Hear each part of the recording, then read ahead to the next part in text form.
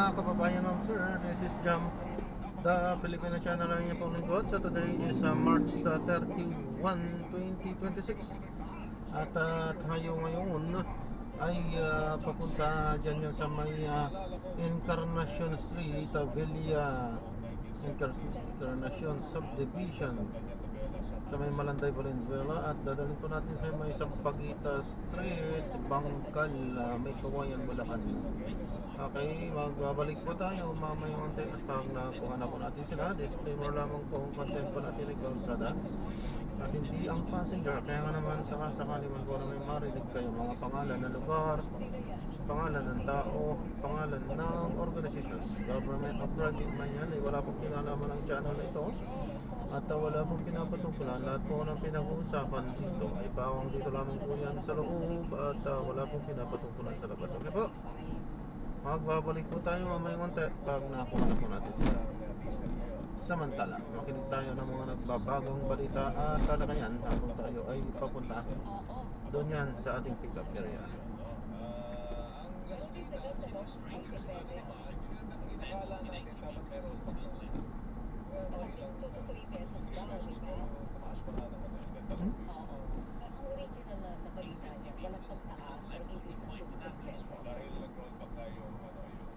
Ay, doon tayo nagkatotoo sa 2 piso. Naman, mga kapuso. Anyway, Salamat pa rin kayo, hindi kayo 12.50. oo. Sa minsan, Actually, wait, magpasalamat tayo. Hindi tayo pinagpupa. oo. Pero alam mo, Iniisip lang natin yung taas ng presyo ng gasolina. Pero paano yung mga binobomba? Hindi alam ko sa sila pupiglit. totoo naman yan. Mamamatay sila. Totoo Ngayong naman araw yan. na ito dahil binobomba sila. Totoo naman yan, pero dahil tayo ay collateral damage, di ba? Malaki ang...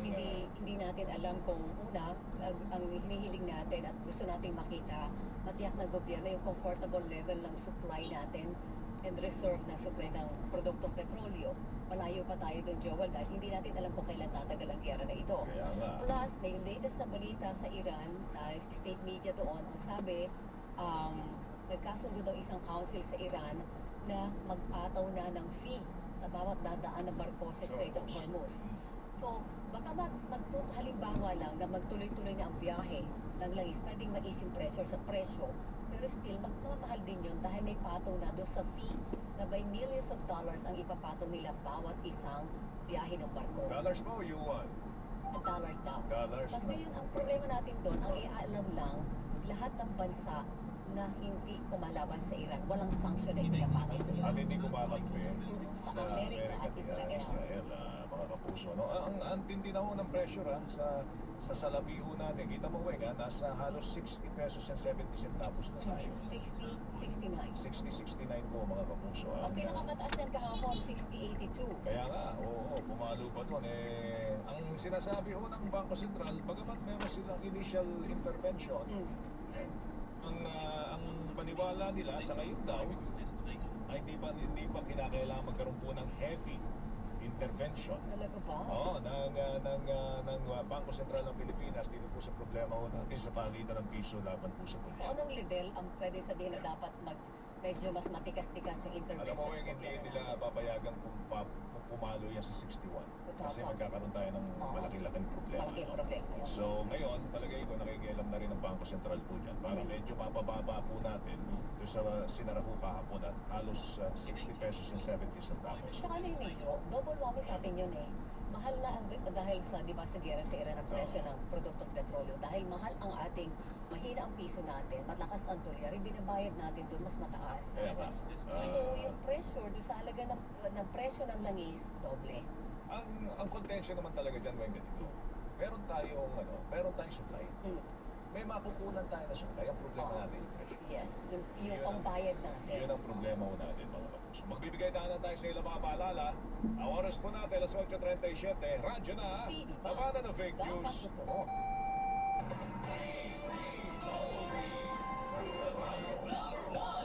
Ako po si Joel Reyesabel. Totoo at tamang mga balita ang atid sa inyo ng Super Balita sa Umaga Nationwide at ang malalimang pag-ibay sa issue ng saksi sa Double B. Walang kinikilingan, walang pinoprotektahan. Noon at ngayon, serbisyong totoo.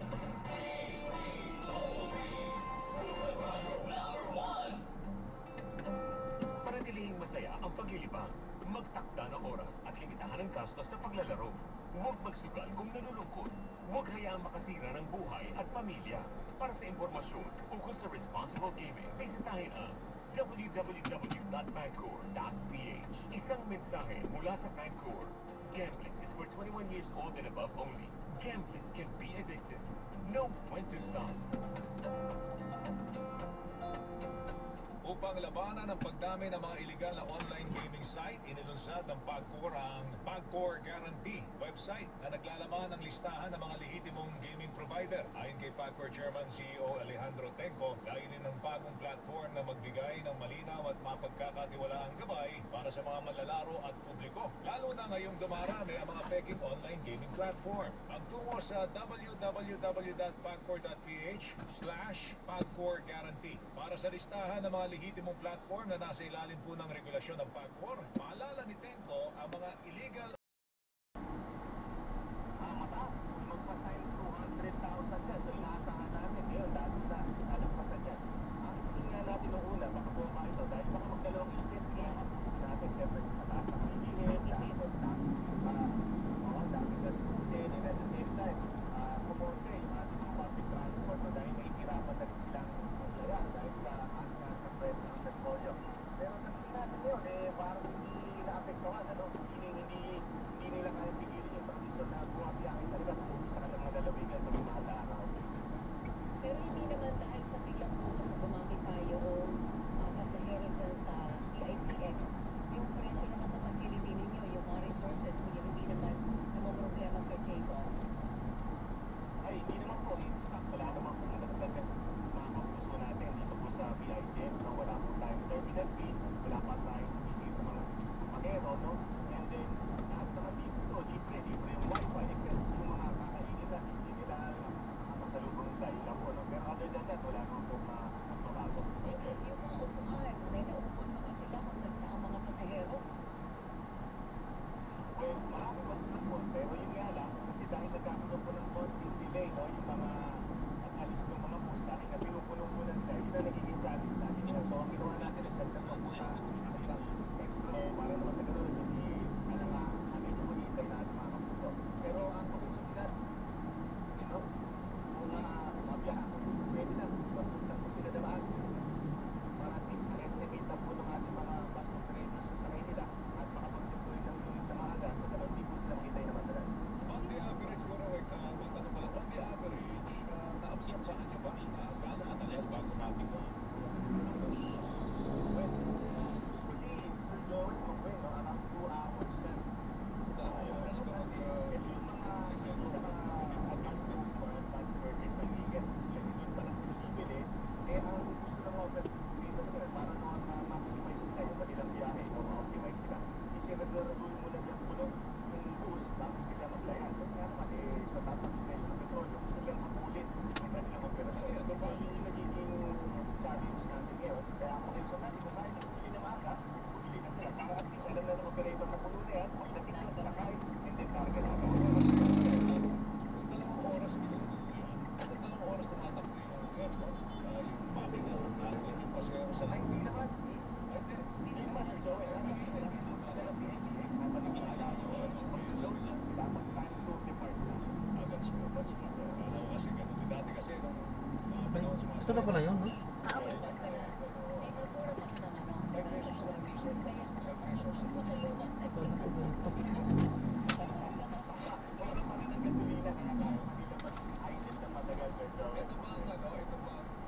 Meron bang oras niyo? Kasi samantalang Batangas Port, Mindoro Port, tsaka yung Lucena Port, may oras kami. Yung online yun, online registration assistance system. Yan ba, nadagdagan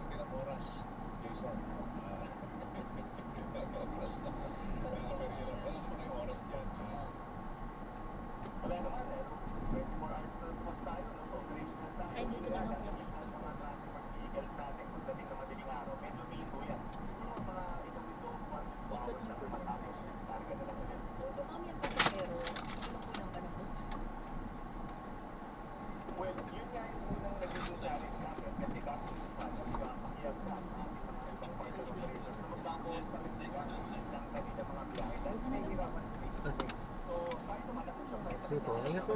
God bless po. Salamat po. Ingat po. Double check mga gamit po. Thank you.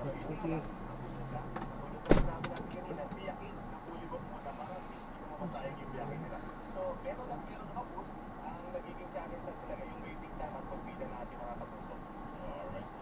Sarili ko, sakay ka dyan sa PITX, expect hours at least. Bago makaalis, so kasi pupunay po yung bus. Jason, salamat sa oras ha. Thank you. Thank you. Salamat din po. Ingat po tayo lahat. Good morning. Jason Salvador, Head ng Corporate Affairs, Government Relations ng PITX, mga kapuso. Diretso tayo sa biyahe sa NLEX. Nasa linya naman natin ngayon si Retired Major Leopoldo Quizos Jr. ng Overall Head Traffic Safety Management and Security Department ng Highway, NLEX at Star Tollway. Magandang umaga po, Major. Joel and Weng po.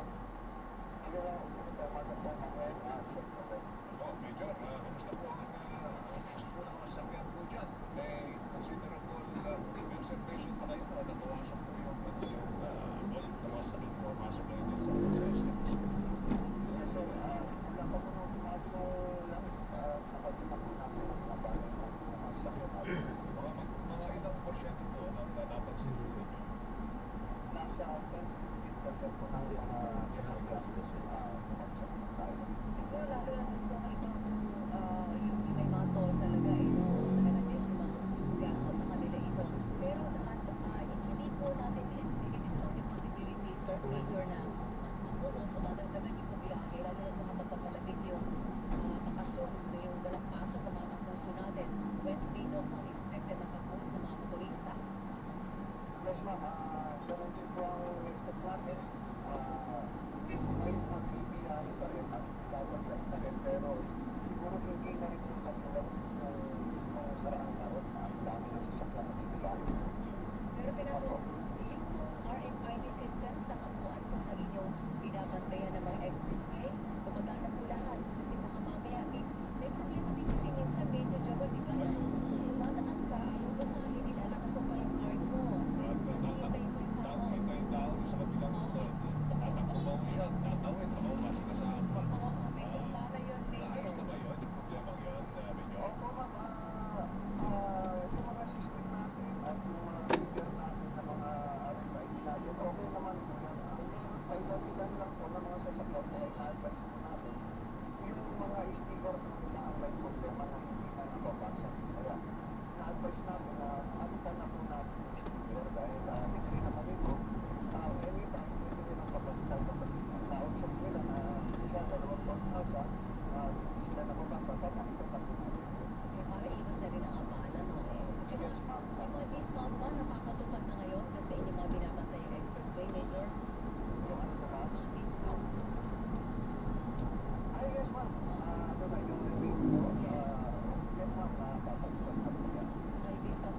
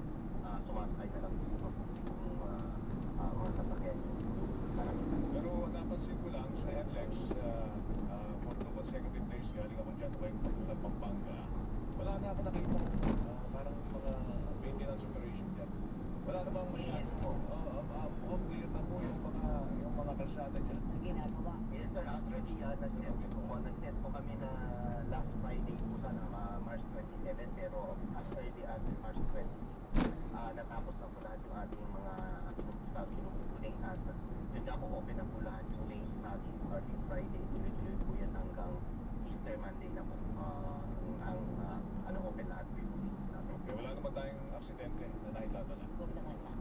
So far, wala pong naitatala pa mga oras na po sir. Ang FID nyo, walang problema. So far, ako na-test na rin po ulit na ano yung mga ano. Pero yun nga, tama po, minsan hindi ko na iwasan na karoon. Pero kaya ang ginawa po namin ngayon, may mga nakaabang po kami mga technology personnel po dito yung mga late para pag kami nagka-problema, mabigyan sila kami. Pero Napansin ko rin ha. wala naman po tayong na monitor dito po na malaking problema po sa mga ito. Oo, good. Napansin ko rin na halos lahat ngayon sumusunod sa speed limit. Hindi, dapat na. Hindi, kasi meron dyan mga nagpapalusot din tayo umahataw. Ngayon man, wala sila na mahal ang gasolina. Hataw mo more. Sige, hataw mo more. Eh, saka sabi dito roaming dyan, 2,000 na kasi na, basta. Pero mo, yung mahal na gasolina, mamumultahan ka ba? Dalawang Sumunod libo. ka na lang. Diba? Pero may Kung kayo, kung meron man mga ilan na nagbe-break, hindi ako ganun parami. Saan maaaring yun na kung tama kayo.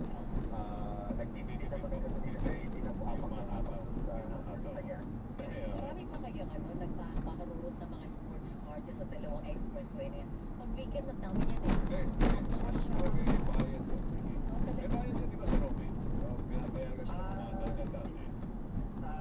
Yun nga po nung siguro mga years pa po may mga ganon. Ang ginawa po namin talagang nag-operate po kami special operations ng aming enforcement. So as of now, yun nga parang dito sa amin sa North, wala kami nakikita ganyan na. Yan po ang gas. Mag-ingat ha. Salamat. Salamat po, Ma'am Sir Joel. Robin Ignacio, Assistant Vice President, Traffic Operations and Lex Corporation, mga kapuso. Sabay lang, magbibigay na tayo sa ilang mga paalala. Oras po natin ang 8:57. Nandiyan na, nabaga na big news.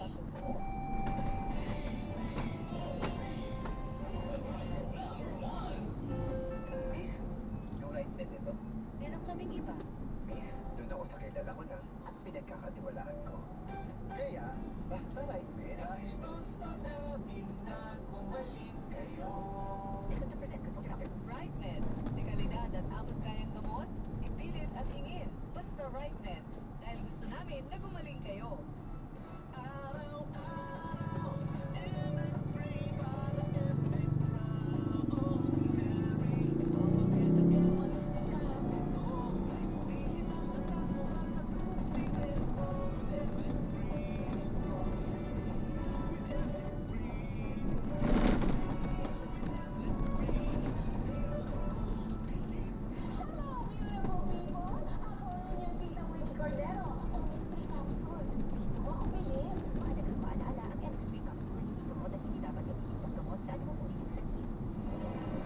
Nangunguna sa Mega Manila ang GMA Radio sa buwan ng Marso ayon sa AGB Nielsen Media Research.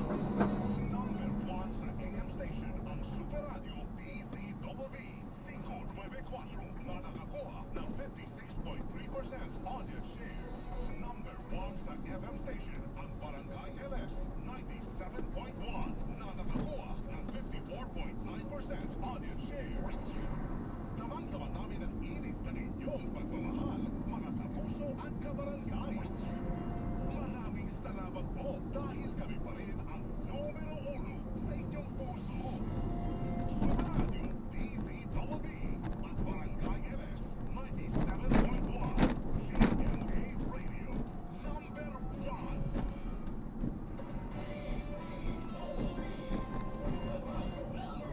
Taxi sa WB. Ingat po mga kapuso, huwag na tayo humabol, tumaas na po ang presyo po ng gasolina. Kasi iba na stress daw. Kaya dumadaan sa mga, sa gasolina, haba ng pila. Saka hindi mo maiwasan, sisilip ka talaga eh. Diba, no? Ano na kayang sa next time ako papagas ko, pagpapadiesel ko, di ba? The Passion and Death of Christ, yung sinasabing Bisita Iglesia, yung 14 stations of the cross. Sabi nga ba talaga yan? Totoo ko ba yun? Ano ba? Petron. Marami. Petron. Total. Ito mo, maya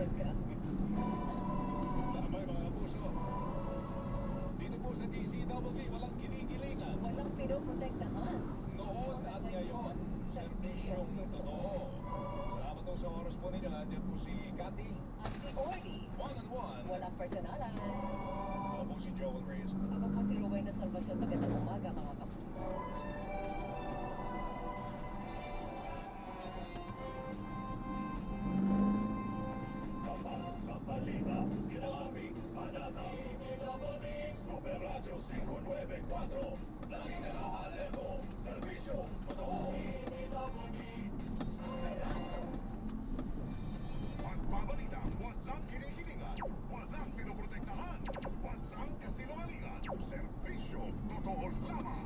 Superradyo, DCWB. Hindi pa huli, hindi pa titinga.